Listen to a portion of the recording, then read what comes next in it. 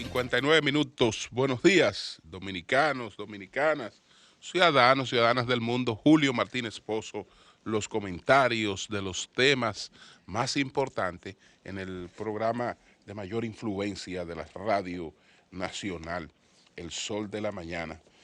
Buenos días, pues, a todo nuestro equipo, Marilena Núñez, Víctor Gómez Casanova, Oli Matos, Alibelca Rosario, Pablo Maquine, Eury Cabral, José La Luz, Melton Pineda, Dona Mauri Saibar, nuestros colegas de 5 a 7 de la mañana, Humberto Paniagua, Andrés Martínez, buenos días a Yuri Rodríguez, Luis Ramírez, Daris Terrero, Joselito Félix, en Santiago de los Caballeros, Ramón Paulino, así late la ciudad corazón, Manuel González Manegonte, nuestro catedrático del sector agropecuario, Rafael Díaz, nuestro cronista deportivo, Helen Hill, nuestra productora, Sonia Patiño, nuestra coordinadora, buenos días a Joa Bernal, buenos días a todo el equipo de Señales TV y reiterar nuestro agradecimiento a Santiago de los Caballeros, a la gobernadora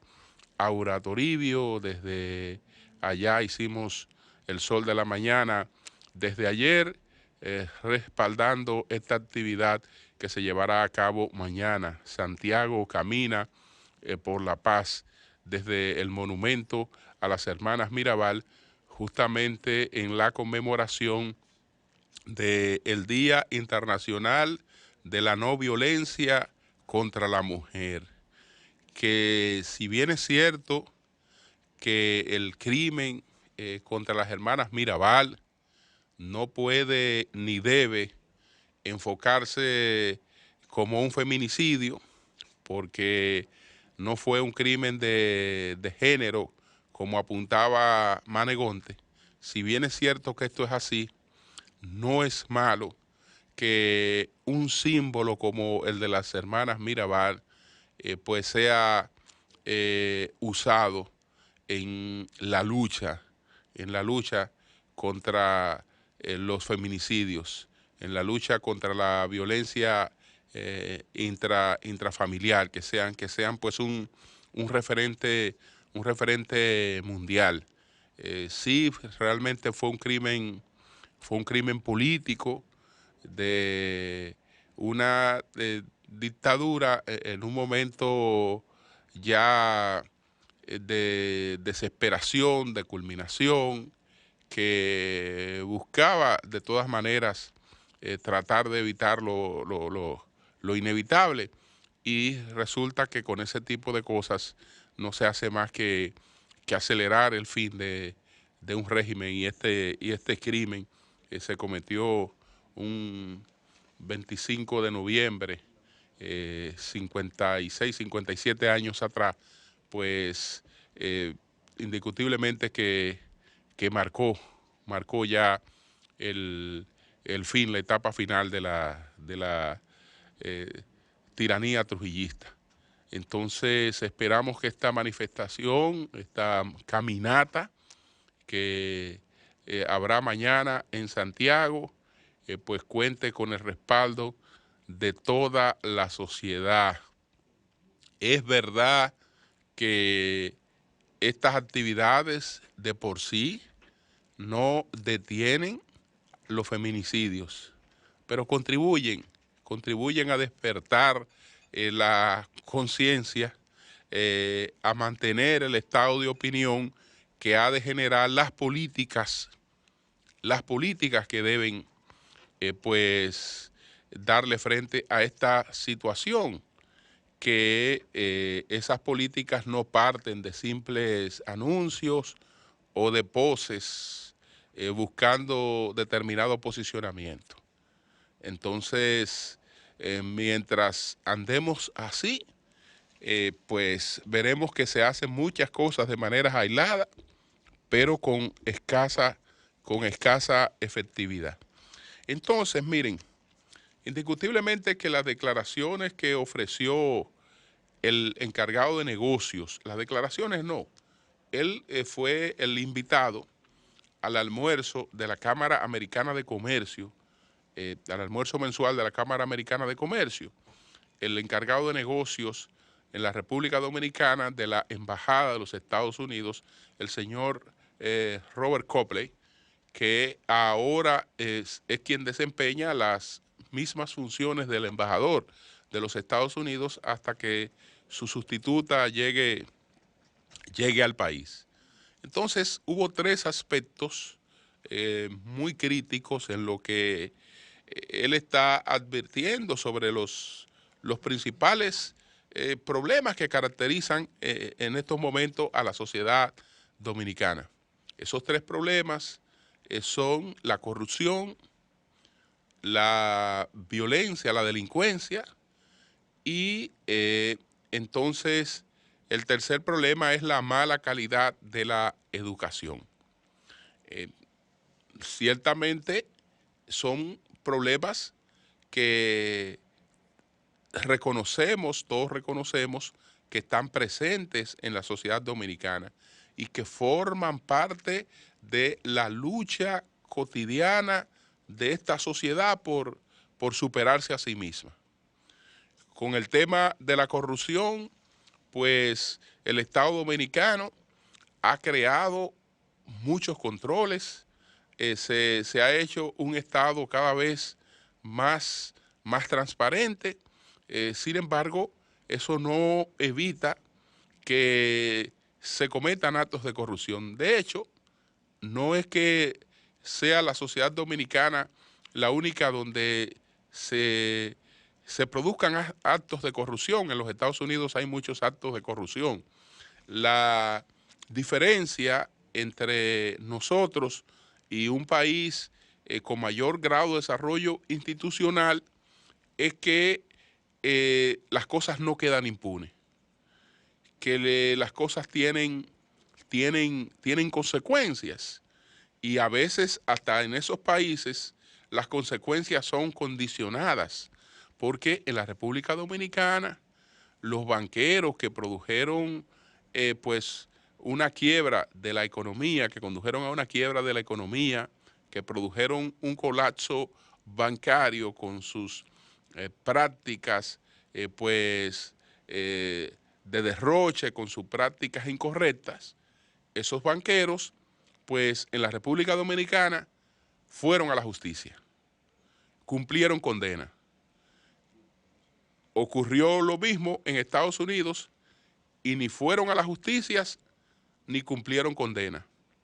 El sistema norteamericano, ese que vive dando cátedras a otros países de luchar contra la impunidad, pues manejó esa situación de otra manera porque entendía que la judicialización de los casos de la quiebra del sistema financiero, pues le transmitiría a la imagen del sistema una sensación de quiebra que sería peor en términos de las consecuencias que arrastraría que la propia crisis creada por los banqueros.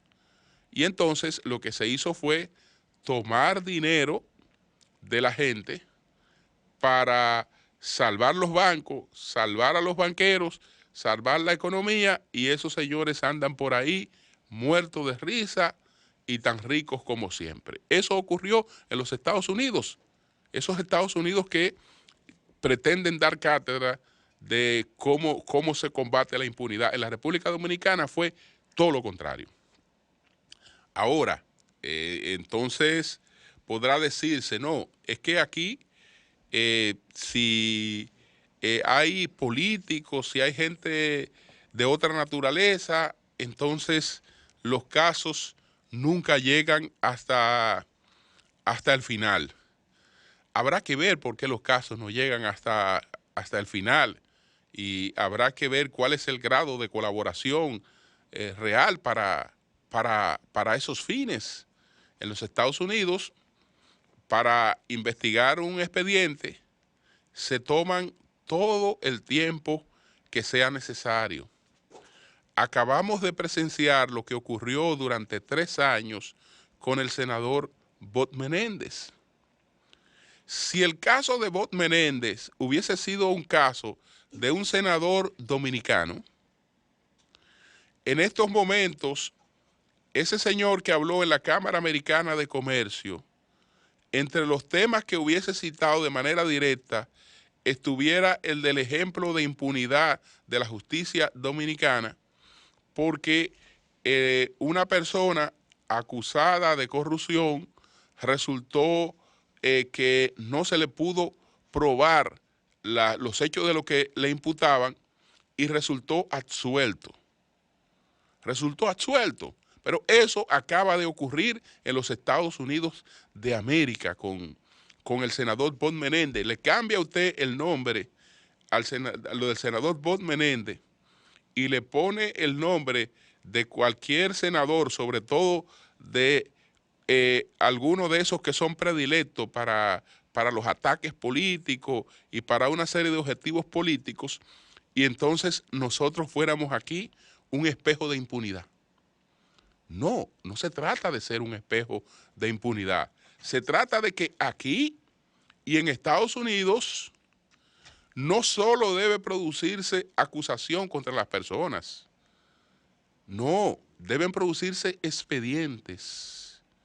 Y esos expedientes tienen que estar bien fundamentados, porque cuando no hay expedientes bien fundamentados, lo que se le hace es un homenaje a la corrupción.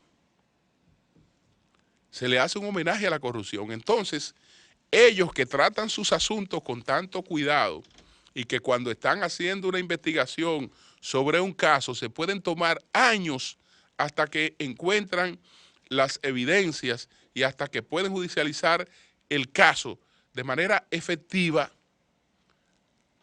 a nosotros nos presionan para que tan pronto se presente un expediente, haya acusación y se busque condena.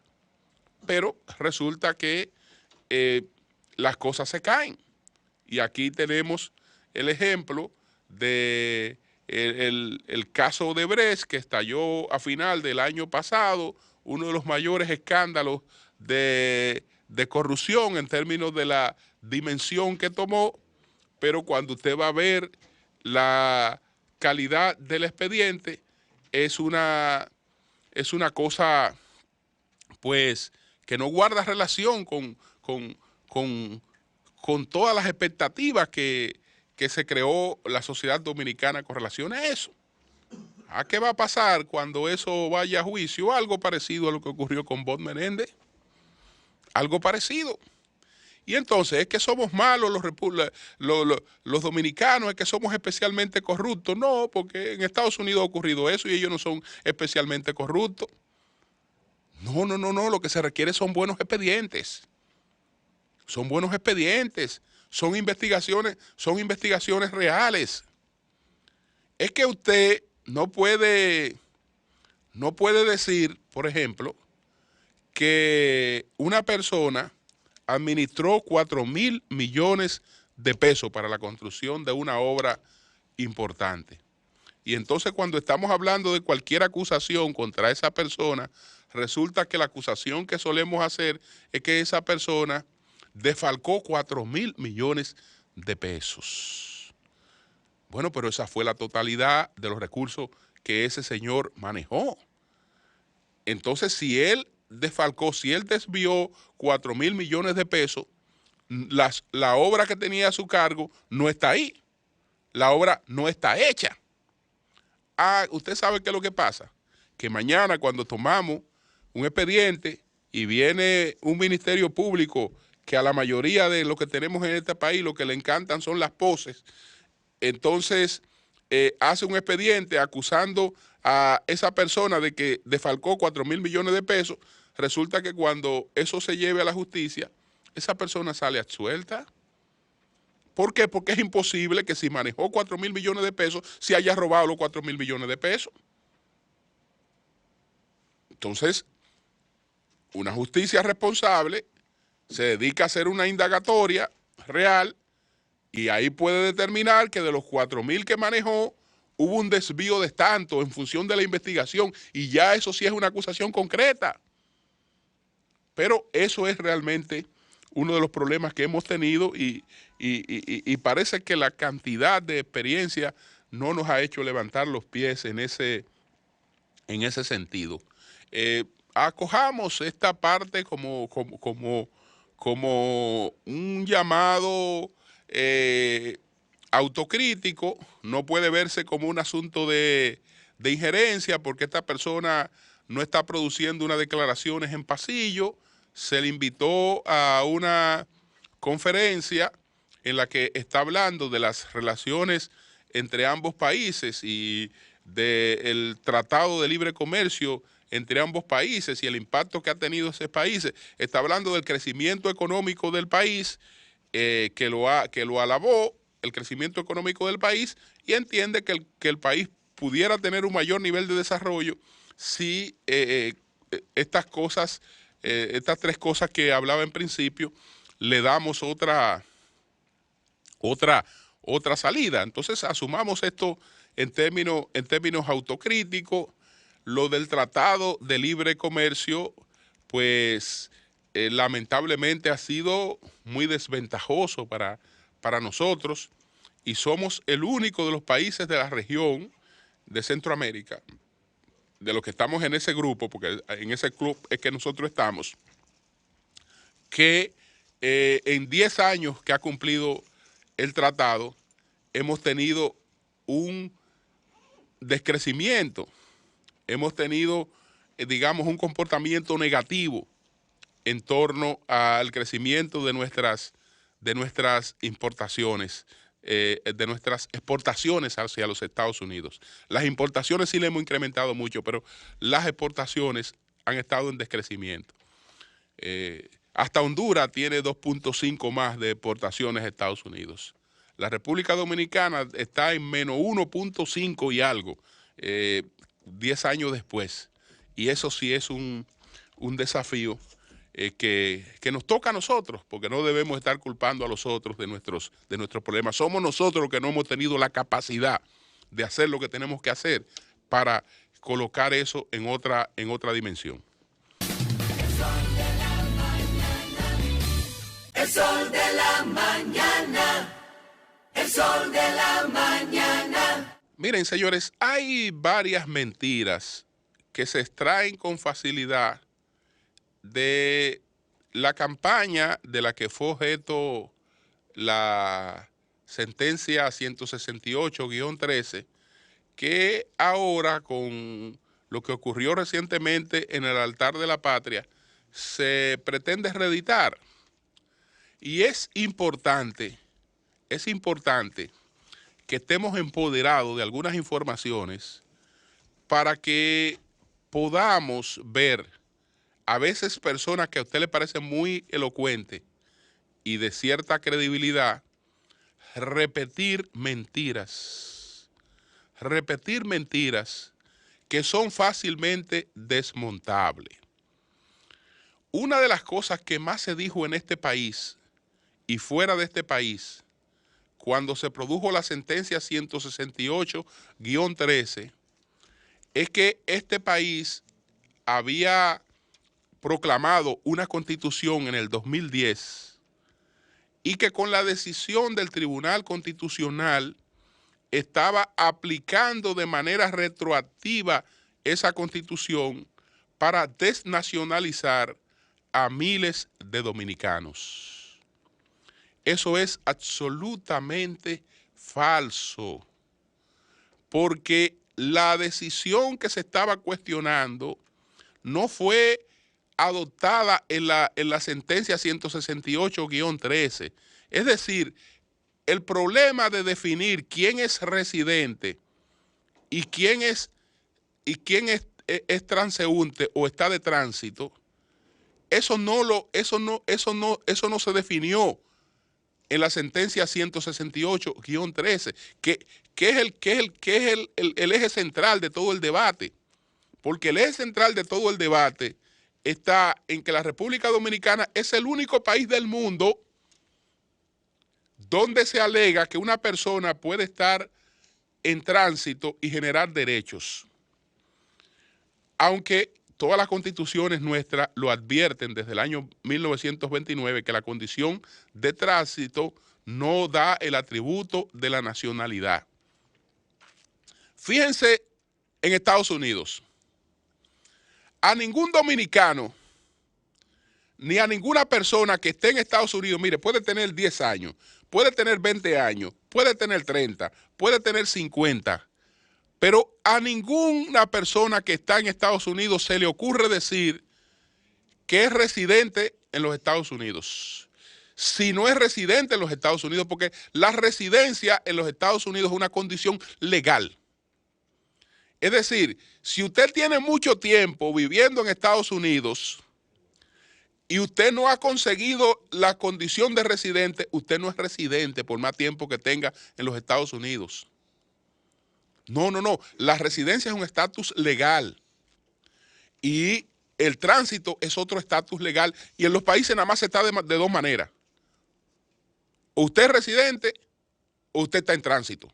No hay otra cosa. Es decir, el que no ha llegado al estatus legal de la residencia está en tránsito, pero la residencia no es vivir en el país. No. La residencia no es vivir en el país, 80 años. No, eso no es residencia. Usted vive en Estados Unidos, pero usted no es residente. Usted es residente cuando le dan su residencia, que es el estatus legal de esa residencia. A partir de ahí, antes de eso, usted no es ningún residente. Usted vive, hace lo que sea allá, pero no es residente. Ni se atreve a decir que es residente porque no lo es. Ni se atreve a procurar derechos que le corresponden a la residencia porque no lo tiene. No lo tiene. Entonces, ¿por qué es mentira que fue la sentencia 168 la que estableció eso? Y a la que se acusa de xenofobia, de racismo, de nazismo, de antihaitianismo, etcétera. ¿Usted sabe por qué lo hacen? Lo hacen sencillamente por un asunto de posicionamiento. ¿Por qué? Porque no se va a atacar una institución que ya prácticamente había desaparecido. Pero esta fue una decisión que no se adoptó en ese momento, sino cuando tocó conocer de los alegatos de inconstitucionalidad contra la Ley General de Migración. Cuando se promulgó la Ley General de Migración, los mismos grupos que fueron al Parque Independencia a vociferar en el altar de la patria, presentaron un recurso de inconstitucionalidad contra la Ley de Migración porque ellos decían que esa Ley de Migración era discriminatoria porque a las extranjeras la mandaba un libro de extranjería, y era discriminatoria porque no estaba reconociendo el tránsito como una condición para transmitir atributos de nacionalidad. Y ahí fue que se resolvió ese problema. Entonces, ¿qué decidió la Suprema Corte de Justicia? Y esa fue una decisión de diciembre. Esa fue una decisión de diciembre del 2005. ¿Qué decidió la Suprema Corte de Justicia? Considerando que la Constitución de la República, esta es la sentencia de diciembre del 2005 de la Suprema Corte de Justicia, que fue la que definió ese asunto por el que después se presentó Juliana de Guiz al Tribunal Constitucional. Dijo la Suprema entonces, considerando que la Constitución de la República en su artículo 11 consagra el principio de que la nacionalidad dominicana originaria puede resultar de dos causas: del hecho de haber nacido en el país, jus soli, o de haber nacido de madre de padre o madre dominicanos, jus sanguinis. En ambos casos, con las excepciones indicadas, que respecto a la nacionalidad derivada del jus soli, nuestra ley fundamental, en el numeral 1, texto señalado, expresa lo siguiente: son dominicanos todas las personas que nacieron en territorio de la República, con excepción de los hijos legítimos de los extranjeros residentes en el país en representación diplomática o los que están de tránsito en él. Es decir, la que establece la jurisprudencia es la Suprema Corte de Justicia en el 2005. De manera que están mintiendo y siempre han mentido, lo que le atribuyen eso a la sentencia del 2010, a la sentencia de 168-13, porque cuando se adoptó esta decisión de la Suprema, ni existía el Tribunal Constitucional, ni existía la Constitución del 2010. Es decir, que no es que se está interpretando de manera retroactiva la del 10, no, esta decisión la Suprema la adoptó examinando todas las constituciones que había tenido la República Dominicana desde el 1929. ¿Qué fue lo que hizo entonces la sentencia del Tribunal Constitucional? Porque también nos consideran como analfabetas en el sentido del dominio elemental de algunas cuestiones. Ustedes saben que por un mandato expreso de la Constitución del 2010, nada que haya sido tratado en materia de control constitucional por la Suprema Corte de Justicia puede ser variado por el Tribunal Constitucional. Nada, absolutamente. Es decir, ya sobre ese tema, el Tribunal Constitucional no podía tomar decisión porque ya eso lo había decidido la Suprema Corte de Justicia. ¿Qué fue entonces lo que hizo el Tribunal Constitucional de la República Dominicana en la 168-13? Que cuando la señora Juliana de Guiz, después de que dos tribunales en la provincia de Monteplata le habían dicho, usted no tiene derecho a la nacionalidad dominicana porque sus padres estaban de tránsito y por lo tanto su inscripción en el registro civil de la República Dominicana es irregular. Y eso se lo había dicho un tribunal ordinario y una corte de apelación, interpretando la Constitución de la República Dominicana, que no estaba la del 2010. Entonces, la señora después va al Tribunal Constitucional. El Tribunal Constitucional, tomando en cuenta que ya es una materia que fue decidida por la Suprema Corte de Justicia en el 2005, lo único que hace, y es un gran aporte, es que le da un efecto, le da un efecto a este recurso de la señora Juliana de Guiz, le da un efecto intercomundia. Intercomundia, es decir, cuando uno acude ante la justicia, por lo general, lo que usted solicita tiene un efecto interpersona. Por ejemplo, si yo soy estafado en un banco y somos 100 los que estamos estafados en un banco y solo 10 nos querellamos y vamos ante la justicia, la sentencia, si conseguimos una sentencia favorable, esa sentencia no va a favorecer a los 100 que han sido estafados, sino a los 10 de esos 100 que se han querellado. Entonces, en este caso, ese es un efecto interpersona. Al caso de la señora de Guiz, el Tribunal Constitucional pudo haberlo resuelto de manera simple, pudo haber dicho, bueno, usted no tiene derecho a esto porque esto fue decidido y está claro en una jurisprudencia de la Suprema del 2005. No, lo que hizo fue el Tribunal Constitucional sabiamente decir, como este no es un problema que atañe a una sola persona, y ahí hay una situación humanitaria que el Estado Dominicano, frente a la que el Estado Dominicano no puede ser indiferente. Lo que hizo la sentencia al transmitir el efecto intercomundia a la solicitud de la señora de Guiz fue combinar al Estado Dominicano a procurar una salida a todas las personas que estaban en situaciones similares a la de la señora de Guiz, porque podían haber miles de personas que a la hora de alegar un derecho pudieran haber sido despojadas de ese derecho porque su inscripción en el registro civil era irregular. Entonces, combinó al Estado Dominicano a resolver ese problema. Ese fue el aporte. Pero no es verdad que fue la que definió ese tema, porque ese tema estaba definido. Y por lo tanto, ahí queda claro que ese tema no tiene que ver nada con la Constitución del 2010. Nada con la Constitución del 2010, porque eso estaba definido mucho antes de que esa Constitución se aprobara, 5 años antes de que esa Constitución se aprobara. Ya aquí había ya esa sentencia existía en la República Dominicana de manera categórica. Entonces, cuando se da el efecto intercomundia y se ordena, como se ordenó, que se hiciera una auditoría del registro civil desde el año de 1929 hasta el 2007, cuando entró en vigencia el libro de extranjería. Esa auditoría se llevó a cabo de manera minuciosa en la República Dominicana, de manera minuciosa, y dirigida incluso por gente totalmente independiente, que el único interés que tenía en esto era el de aportar. Y esa auditoría entonces arrojó datos muy contundentes que son un desmentido a aquellos que repiten otra mentira. La mentira de que supuestamente se han desnacionalizado 250,000 personas.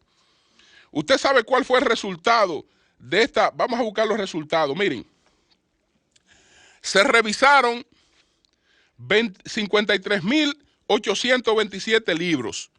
En esos libros se revisaron 10,321,799 folios. Es decir, todo el que tiene un ombligo para adelante fue revisado en esa auditoría. Todo el que tenía ombligo para adelante aquí y que estaba inscrito en el registro civil desde el 29 hasta el 2007 fue revisado. Al hacerse esa revisión completa en la que todos fuimos revisados, los folios de todos fueron revisados minuciosamente, entonces se consiguió el siguiente resultado. Al hacer esa revisión resultó que habían en el registro civil 60,089 casos similares a lo de la señora Juliana de Guiz. Es decir, de personas que estaban asentadas en el registro civil, pero no le correspondía el atributo de la nacionalidad dominicana porque sus padres estaban de tránsito. Y repito que el tránsito no es un concepto gramatical. No me venga a decir lo que es el tránsito buscándome un diccionario. Que eso no es un concepto, gramatical, es jurídico. Para usted decirme lo que significa el tránsito, tiene que decirme lo que en la ley de ese país está definido como tránsito. No es un concepto gramatical, es lo que la ley de ese país dice que es tránsito. Eso es lo que es tránsito. Entonces, resulta que se consiguen 60,089 casos similares a lo de la señora Juliana de Guiz. Y ustedes saben qué pasó de inmediato en la República Dominicana, pero de inmediato, que de esos 60,000 casos similares, 60,089 casos similares a lo de la señora Juliana de Guiz, la República Dominicana dispuso inmediatamente que 52,888 personas fueron habilitadas de inmediato para el atributo de la nacionalidad dominicana mediante la naturalización, pero de inmediato. ¿Cuántos quedaron entonces? De esos, el 68% eran de origen haitiano, El 68% de origen haitiano. ¿Cuántos quedaron? Quedaron 4,391 casos que requerían de alguna información para darle también el curso final. Es decir, para también darle el atributo de la nacionalidad dominicana. Aparte de eso, hubo 2,678 folios que ameritaban de procesos de reconstrucción porque estaban destruidos. 2,678 folios. Y hubo 132 que fueron sometidos a la acción de la justicia. Es decir, que en ningún caso existieron los 250,000. Fíjense que eran 60,089 desde el 29 hasta el 2010. Y la salida que se dio fue esa. Las personas que no estaban asentadas de manera irregular en el registro civil y que no se acogían a este beneficio, entonces para ellos un plan nacional de regularización de extranjeros a todo costo del Estado Dominicano. A todo costo del Estado Dominicano. Venga, regístrese. ¿Qué yo necesito? Nada más que un pastor de la iglesia diga que yo voy a la iglesia. Y perfecto. Si eso es lo que usted tiene a mano, que venga la carta del pastor, que usted va a su iglesia, no importa, pero nosotros lo que queremos es ayudarlo a usted a resolver un problema. Mire, ahora, eso sí, usted tiene unos plazos para traerme otro documento. ¿Por qué? Porque ningún país del mundo puede registrar fantasmas. ¿Y cómo diablo yo le voy a dar a usted algún estatus si yo no sé quién es usted? Ni quién es su mamá, ni quién es su papá, ni dónde nació usted, ni de dónde vino usted, ni nada de eso. Eso es imposible, eso no pasa en cualquier parte del mundo. Entonces, mire, usted tiene unos plazos. Se habla con el bendito Estado haitiano para que ayude a su gente a resolver ese problema. No ayudan a su gente a resolver ese problema y la culpa de eso es del Estado Dominicano. la culpa de eso es del Estado Dominicano.